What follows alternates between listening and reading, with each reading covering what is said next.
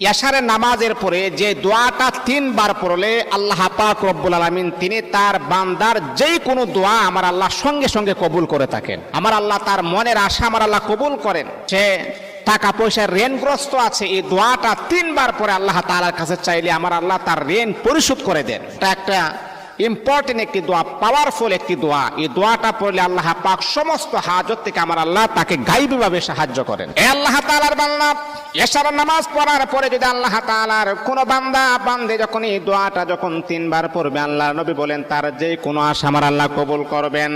ব্যবসা বাণিজ্য লস হচ্ছে, আমার আল্লাহ তাকে লাভবান বানায় দিবেন।